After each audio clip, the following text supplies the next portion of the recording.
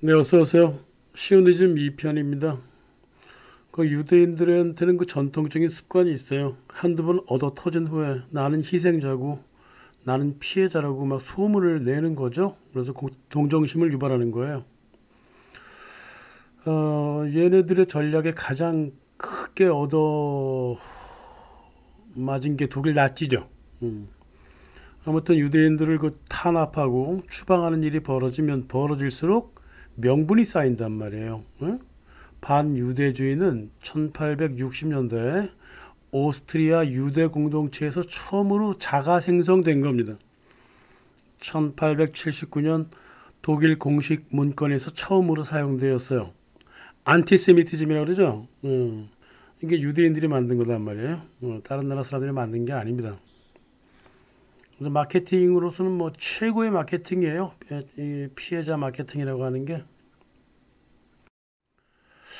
한국 기독교인들 분들 이 사람 아나 모르겠는데 이 공식적으로 시오니즘 운동을 처음으로 일으킨 테오도르 헤르첼이라고 있어요. 이 사람이 유대인들을 두들겨 패줄 국가가 필요하다 그랬습니다.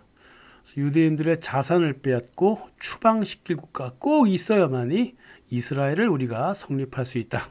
그래서 유대인은 피해자라고 하는 명분을 차곡차곡 세워나가는 거죠. 페미니즘이 바로 이 전략을 그대로 따라가고 있습니다. 페미니즘 그거 로스차일드가 만든 거잖아요. 그래서 테오도르 헤르첼은 말이에요. 드레피스 사건을 경험을 했어요. 아유, 참 모르는 게 자꾸 나와. 드레피스 사건은 또 뭐야? 이 프랑스의 드레피스 사건이 그 알프레드 드레피스라고 하는 프랑스 중위가 간첩 혐의로 기소된 일이 있었어요. 1894년에. 그때 유대 미디어가 총동원돼 가지고 프랑스 군대가 죄도 짓지 않는 사람을 유대인이랍시고 가짜로 기소해 가지고 누명을 씌웠다 이거죠. 그래서 프랑스 검찰은 실은 안 그랬거든요. 프랑스 검찰은 유대인이고 지랄고 상관 안 했어요. 반유대주의 의도 이런 거 없었다고. 그냥 기소한 거예요. 이게 간첩 활동을 했다고 저기 꼬티를 잡았으니까 기소한 거지. 그래서 이 드레피스 사건이라고 하는 거는 이 알프레드 드레피스가 이게 간첩 활동을 했느냐 아니냐 하는 진실을 가리는 사건이었지, 유대 미디어가 막 이끌어간 것처럼 반유대주의다 이게 아니었거든요. 전혀 그런 사건이 아니었어요. 일단 이제 드레피스는 유죄 판결을 받고 군복을 벗고 감옥에 들어갔어요. 1년 후에 그렇게 판결이 났어요. 그 에밀 졸라라고 하는 이 등신 같은 놈이 하나 있었는데요. 이 드레피스 변호사들 문서만 읽고 이 무고한 유대 사람을 잡았다고 난리를 쳤습니다. 그래서 에밀 졸라의 호소가 전 유럽을 뒤흔들어 버렸습니다. 그래서 유대인 희생자라고 하는 마케팅 분위기가 이제 만들어졌죠. 이게 시오니즘의 불을 당긴 거란 말이에요. 유대인을 너무 욕하지 말고 보호하자, 이런 문화가 여기서부터 만들어진 겁니다. 이게 프랑스하고 서구 역사에서는 굉장히 중요한 사건이었어요. 최중심 들어가지도 않은데 중간에 난리를 치는 거야 이렇게. 이 사건이 말이에요. 이 프랑스에서 80여 건의 결투를 만들 정도로 아주 이슈가 된 사건이었다고. 이게 프랑스 사회를 분열시킬 만큼 분열시켰습니다. 드레피스 쪽에서나 검찰 쪽에서나 서로 이기겠다고 10년 넘게 법정 공방을 벌였는데 이 얘네들이 제출한 서류가요, 웬만한 게 조작된 거야. 이 검찰도 조작했고 드레피스 변호사 측도 다 조작을 했다고. 이 더러운 법정 투쟁이 이어졌단 말이에요. 이 대법원 최종 판결 때 검찰 측 주요 증인 4명이 갑자기 죽어버립니다. 이것도 미스테리한 일이에요. 언제 이 사건 한번 다루긴 해야 될 텐데 뭐 이따위 사건을 다루는데 찾아볼 자료가 산더미예요. 이게 엄청나게 많아요. 이 자료가. 이거 제가 더 어떻게 봐. 고작 이까짓 거 사건 다루길래. 아직 진위도 안 밝혀졌다고. 가성비가 떨어지는 사건이에요. 갑자기 한국 생각이 나기도 합니다만은 옛날에 그 586 등신들이 그 드레피스 사건 내막도 잘 모르면서 무작정 착한 척 바른 척하면서 드레피스를 지지한다 어쩌고 이런 적이 한번 있었거든요. 아무튼 착한 척 바른 척 이게 문제예요. 응? 최종심 남겨놓고 검찰 측 증인이 4명이 어떻게 한꺼번에 다 죽어버립니까? 유대인들이 드레피스 뒤에서 작동을 시킨 거지. 이거 언젠가 밝히긴 밝혀야 되는데 자료가 너무 많다니까 가성비가 떨어져요. 제가 이런 데 시간을 쓰고 싶지가 않습니다, 솔직히. 아무튼 착한 척 바른 척을 가장 잘 이용하는 이들이 유태인이에요. 에? 착해야지 사람이. 바르고 착해야 되잖아요. 코렉트 해야 되잖아. 근데 폴리티컬리 코렉트를 왜 하냐고. 이게 최대 잘하는 게 유대인이란 말이에요. 드레피스도 변호했고 또 때로또로 헤르첼 친구이자 시오니스트였던 유대인 베르나르 라자르가 있어요. 이 라자르가 이렇게 평가를 합니다. 반유대주의는 유럽에서 아주 잘 먹혔다. 유대인에 대한 동정심으로 이들이 혁명에서 중요한 역할을 할 수 있었다. 유대인들은 그런 역할을 잘도 연계해냈다. 이게 지금 유대인 비판하는 건지 아니면 자가 칭찬하는 건지 잘 모르겠어. 아무튼 간에 반유대주의라고 하는 것은 유대 공동체가 만든 창작품이고 이걸 전 유럽에 퍼뜨린 사건이 드레피스 사건이에요. 그리고 드레피스 사건은 시오니즘의 발동을 걸어버린 사건이기도 했다 이 말이죠.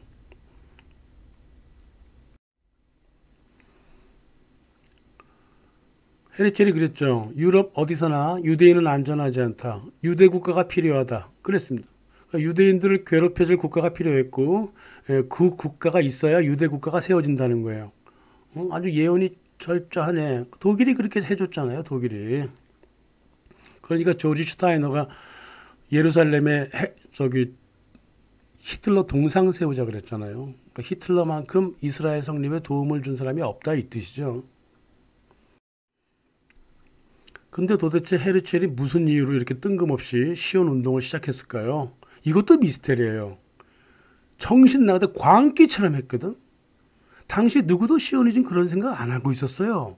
유대인의 많은 수가 독일, 프랑스 같은 부자 나라에서는 부자로 살았고요. 동유럽 같은 경우는 뭐 동유럽 사람들이 가난하니까 자기들도 좀 가난하게 살았어요. 유대인들. 지들끼리 서로 도와주고 잘 살았다고. 칼 마르크스를 보세요. 평생 백수로 살았어도 은수저로 스프 떠먹고 그러고 살았잖아요. 고기를 하도 처먹었는지 그 몸에서 퀴퀴한 냄새가 난다고 바쿠닌이 더러운 새끼 그랬거든요. 물론 뭐 유대인들이 좀 더럽게 살긴 해요. 1500년대 그 유대인들을 보면 항상 거짓골을 하고 다녔다고 하는데 그 거짓골을 하고 있는 품속에는 다이아몬드가 엄청 났다고. 그래서 뭐 더럽게 하고 다녔다 뭐 이러긴 뭐하지만 그 암살 로스타일드의 그 영화를 봐도 세금 안 뜯기려고 일부러 더럽게 하고 살아가는 걸 볼 수 있거든요. 로스차일드가. 하여간 뭐 좀 그런 게 있었나 봐요. 그죠? 그래서 아무튼 이 독일의 유대인들 굉장히 잘 살았습니다. 자기들도 스스로 자칭합니다.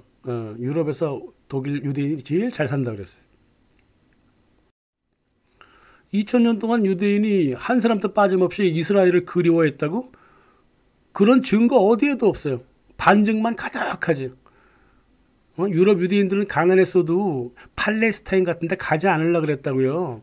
생활고가 너무 찌들리면 뭐 이민 어디나 갈 수 있었지. 땅 가격 싸고 밥 벌어 먹을 수 있는 곳이라면 어디든 떠나는 거예요.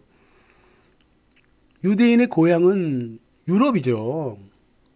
뭐 이상한 소리를 해. 살기 좋은 유럽을 떠나가지고 척박한 곳으로 이민 가려고 하는 중산층 유대인이 어디 있어요. 거기 가서 무슨 뭐 대통령이나 장관하기 이전에야. 유럽 좌파 운동가 모두 시오니즘에 반대했습니다. 말도 안 된다 그랬어요. 국토도 없고 언어도 없는 민족 국가가 세상에 어딨냐 이 말이지. 뜬금없이 그 시오니즘을 내세웠다고? 당시 그 헤르첼 같은 시오니스트는 말이에요. 팔레스타인은 사람도 없고 교역도 없다. 이런 새빨간 거짓말을 했어요. 물론 이 거짓말은 헤르첼이 한 게 아니라요. 헤르첼 이전에 개신교도들이 먼저 그랬습니다. 이스라엘 회복 어쩌고 얘기하면서 팔레스타인을 꿈꾼다. 거기에는 뭐 베두인족밖에 없다. 사막밖에 없다. 우리 유대인들이 가서 우리가 아니지. 당신들 유대인들이 가서 개척하고 하느님을 영접해라. 뭐 이따위 식으로 얘기를 하고 있었기 때문에 시오니스트들도 팔레스타인을 그렇게 홍보하고 다녔다고. 새빨간 거짓말이죠. 1860년대 시오니즘 나오기도 전에 하이파에서는 이미 열차가 놓였고요. 그 선이 1892년 가자에서 예루살렘까지 열차를 놓고 있었다고. 예루살렘에 그 유명한 철도역 있잖아요. 그게 1892년에 만들어진 거야. 1860년대부터 다마스커스부터 메카까지 열차를 놓고 있었다고요. 그걸 예루살렘까지 이어가고 있었다고. 그걸 이제 히자즈, 발음이 좀 이상하지만 히자즈 철도라 그러죠. 이 철도 무슨 놈이 누구야? 영국의 로렌스 아니야. 아라비아의 로렌스. 만들어 놓으면 부숴놓고서는 뭐 사막밖에 없다고? 말도 안 되는 소리를 하고 있어. 자파 지역은 상업지대였어요. 한국 같으면 울산 뭐 이런 이 공업지대였다고. 지금 모습하고 똑같죠. 이 가자 지구하고 하이파는 말이야 중동 최고의 교역지였습니다. 스페인, 이탈리아, 북부와 북아프리카까지 교역을 했고요. 페르시아, 이란은 말할 것도 없고 인도, 중국하고도 교역을 하고 있었다고. 이 가자하고 자파에서, 하이파에서. 예? 길게 보면 1500년, 짧게 봐도 1000년 동안 이 엄청난 국제 교역 도시라는 사실을 알았어야지. 무슨 교역이 없어 팔레스타인에. 이 새빨간 거짓말 이렇게 해왔단 말이야.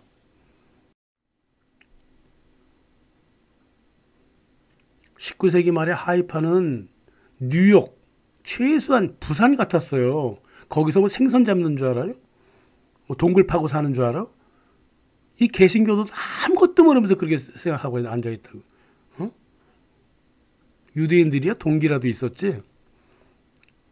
그 당시 1898년 하이파는 말이에요. 1990년대 초 부산처럼 발전해 있었어요. 이스라엘이 들어오기 전에 참으로 아름다운 도시였다고. 팔레스타인에 가면 척박한 땅밖에 없었다고. 그거를 유대인들이 개간했다고. 어디서 개 같은 천인 공로할 만한 거짓말을 그렇게 하고 있어. 정말 이런 말 들으면 전 화가 나요. 이 새빨간 거짓말을 말이야 유대 시오니스트 이어받았다고. 얘네들도 그렇게 생각하는 거야. 무작정 가는 곳마다 야만인들이고 텅 빈 땅이 있는 줄 알았어. 영국령 케냐 고원 가자 그러는 것도 그렇고 아르헨티나 곡창지대 가자는 것도 그렇고 유대인들이 가면은 그냥 받아줄 줄 알았던 거야. 유대인들의 천성이 이래요. 선민주의라고. 마구 들어가 살아도 다들 받아들여주는 줄 알았어. 그러니까 막심 고등학생이 그랬잖아. 현재 아랍인들이 어떻게 나올지도 모르면서 뭘 그렇게 막 지들 혼자 막 계획을 세운다고. 이 심성 자체가 제국주의적이다 이랬단 말이야 유대인들한테. 이 개신교 시오니스트나 유대 시오니스트나 이 제국주의 심성이 똑같다고요. 샘물교회인지 뭐 똥물교회인지 그 옛날에 그 중동 지역 선교하지 말랬더니 가서 선교하다가 봉변당하고 돌아왔잖아. 국민 세금만 썼잖아. 똑같은 것들이야. 보면 이 복음주의 계열 사람들하고 유대인들이 보면 남을 전혀 배려하지 않습니다. 헤르체는 시오니스트예요. 역시 막무가내야. 막무가내. 헤르체는 왜 그랬는가 아직도 신비스러워요. 독일 카이저 비레림 2세를 만나가지고 유대 국가 성립을 도와주지 않으면 유대인들 모두 혁명에 뛰어들 거라고 막 협박이나 해야 된다고. 그 둘게 패버리지 왜 그냥 조용히 또 점잖게 또. 자네 말은 내가 이해는 하는데 말이야. 독일계 유대인들이 팔레스타인에 갈까? 잘 살잖아. 이러면서 당신 마음은 내가 동조하는데 글쎄 가망성이 없을 것 같네. 이러면서 도와주는 걸 거부했다고. 젤렌스키가 뭐야? 이 사람 저 사람 막 찾아다니면서 돈 달라고 그랬다고. 땅 산다고. 그리고 압돌 하미드 2세도 만났어요. 그래고 시오니스트 은행이 터키 제국의 외채를 20% 정도 갚아줄 테니까 우리가 팔레스타인에 그 땅을 사게 해주든가 아니면 지자체라도 만들어다오 그랬어요. 그래서 하미드 2세가 이 사람이 지금 부채 탕감 얘기하다가 땅 얘기는 갑자기 왜 하냐고. 그 저기 다른 얘기니까 그런 얘기 하지 말라고. 만약 그렇게 세워졌다가 우리 오스만 터키를 배신하고 독립국가로 남아버리면 어떡할 거야. 이러면서 그런 소리 하지 마. 이러면서 거절을 했어요. 이 젤렌스키가 이 시오니즘의 젤렌스키가 또 누굴 만났나 하면 에드몽 로차일드를 만났어. 그래갖고 아이 같은 유대인끼리 얘기해 봅시다. 아르헨티나든 팔레스타인이든 좀 일단 땅 좀 사게 돈 좀 주세요. 그래서 1,500만 달러를 달라 그랬다고. 이 새끼 봐라 이거. 내가 무슨 생각을 하는지도 모르고 말이야. 안 준다 그랬지. 미쳤어 이놈아 돈을 주게? 로스차일드는 말이에요. 1880년부터 팔레스타인 땅을 사들이고 있었어요. 게다가 1882년부터 1903년까지 1차 이민 운동을 벌여가지고 유럽 유대인들을 팔레스타인으로 이민 보내기 시작하고 있었어요. 단독으로 행동하고 있었다고. 그러니까 이스라엘에 밑동을 쌓는 거야. 인구를 보내가지고. 유대인들은 절대 현지에 동원하지 않잖아요. 유대인들은 절대 현지 동원하지 않습니다. 그러니까 알고 있는 거야. 가면 이스라엘 유대인끼리 꽁꽁 뭉쳐갖고 나를 기다리겠구나. 응? 그래서 이스라엘로 이제 이민족들을 통해 갖고 석유 통제 기지인 이스라엘을 세우는 게 이 사람의 목표였기 때문에 어디서 아르헨티나 같은 소리를 하고 자빠졌다고 헤르치니까 이 새끼는 나랑 같이 할 놈이 못 되는구나 이렇게 생각한 거지. 로스차일드가 사모은 팔레스타인 땅이 말이에요. 로스차일드 의도대로 움직여야지. 유대 민족주의 시오니즘 세력에다가 갖다 줄 수는 없었다고. 1899년 25,000 헥타르 이 정도 크기라면 강동구 정도 되죠. 성북구나 과천시 조금 안 되고 그렇죠. 이 농경지를 그 당시 허시남작이라고 또 시오니스트가 따로 있었어. 이 사람이 운영하던 팔레스타인 유대 식민협회가 있습니다.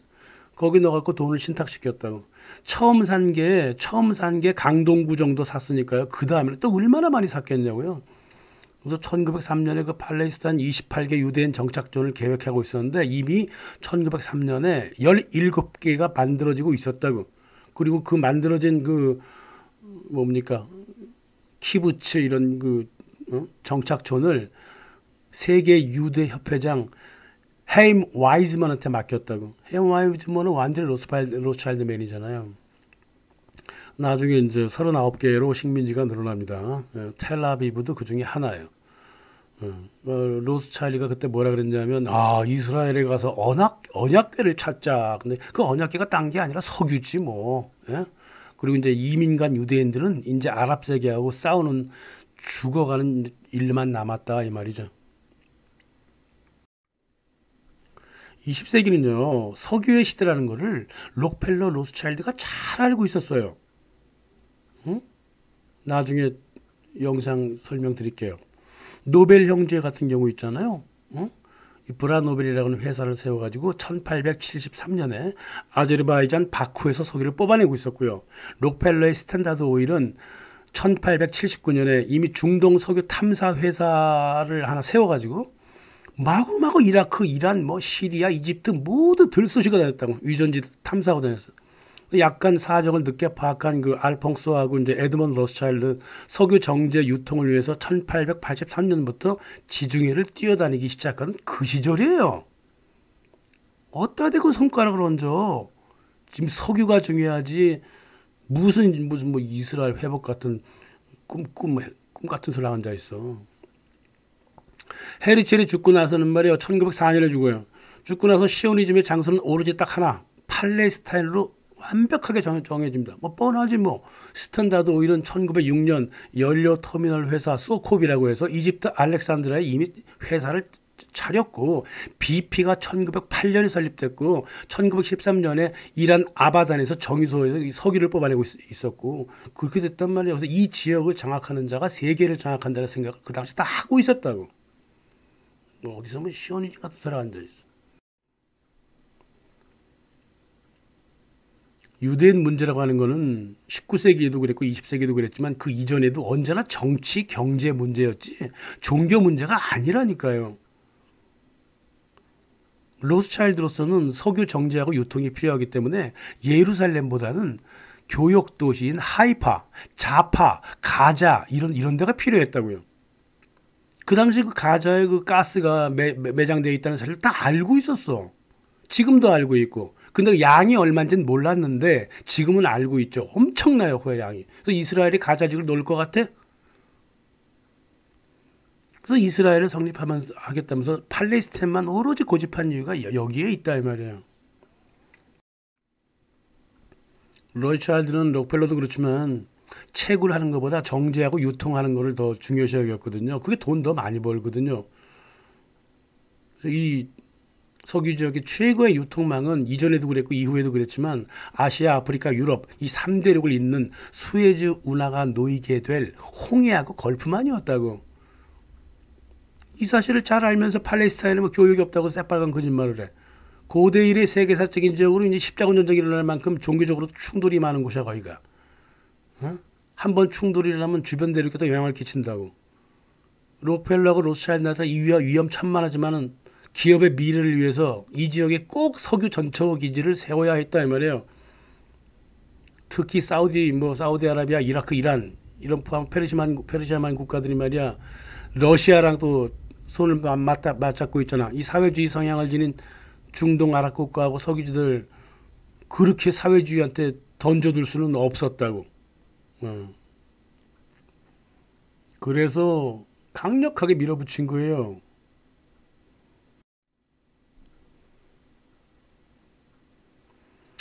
반복하지만은 중동의 석유 탐사 지역을 관리하기 위해서 로스차일드 가문이 기획한 게 바로 이스라엘이에요. 네? 그래서 이제 일이 막 진행되면서 JP 모건도 끼어들고요. 로스차일드 록펠러가 주도하고 쿠넨 롭 은행도 끼어들고 미국 경제 4대 천왕이 말이야 이 패드 만들면서 미국 연준 만들면서 제1차 세계대전을 동시에 일으켰고요. 이거는 뭐 제 1차 세계대전 거기다 나와 있는 얘기입니다. 이 사람들이 러시아를 붕괴시켰습니다. 또 이 사람들이 이스라엘 성립선언인 벨푸어 선언을 발표하게 되죠. 이렇게 되는 겁니다. 한 놈도 예외가 없어요. 1916년 12월 초 영국의 전쟁 내각이 재구성되죠. 처치를 갖고는 안 되겠어. 로스차일드 끈앞을 로이드 조지가 총리가 되고요. 아더 발푸어 같은 놈이에요. 외무부 장관이 되고 나중에 중동을 점령하고 팔레스타인을 영국하고 국제연맹 보호하에 놓게 되는 그 마크 사이크라고 하는 놈이 있어. 요 놈이 총리 비서로 임명이 됩니다. 모두 유대 시오니스트의 끈앞풀이고 로스차일드의 끈앞풀이죠. 이놈들이 유대 금융계로부터 군자금을 받고 미국을 전쟁에 참여시킨다는 조건을 내걸었어. 그래서 영국이 이스라엘 성립에 적극적으로 뛰어들라. 그래서 뛰어든 겁니다. 그게 바로 벨푸어 선언이라고 하는 거예요. 그 당시 영국은 말이에요. 팔레스타인 땅을 누구한테 준다 만다 이런 권리도 없고요. 주제도 안 됐다고. 일단 무작정 하고 보는 거예요. 유대인들이 이렇게 무모하다고. 팔레스타인은 영국이 1917년 말에 점령하기 시작했지만 국제적 인증은 1922년에 받습니다. 그 전에 5년 동안의 행동은 모두 불법이야.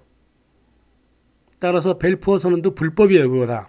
또 벨푸어 선언에 근거해서 했던 모든 행동 모두 불법이에요. 국제법을 어긴 거라 이 말이야. 그렇게 만들어진 게 이스라엘이야. 널리 알려진 것처럼 이 선언은 말이에요. 중동으로부터 러시아의 영향력을 막으려고 하는 러시아 혁명 5일 전에 공표됐고 영국 정부가 요구했던 제1차 세계대전의 미국 참전 그리고 국채 매입해 주겠다는 두 가지 부탁을 들어주고 나서 나온 선언이다 이거죠. 하지만 자기네가 선언했다고 세상에 제대로 흘러가? 1920년, 1929년, 1936년 아랍 주민들의 거대한 반발이 있었고요. 이 상태로 제2차 세계대전이 발발하게 되죠. 2차 세계대전 바로 전에 이때까지 시오니스트들의 이스라엘 성립에 가장 큰 도움을 준 사람은 히틀러였습니다.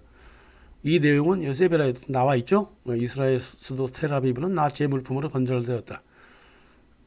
다음에 마지막 회, 시오니즘 마지막 회는 히틀러 이후에 이스라엘 성립을 설명하겠습니다.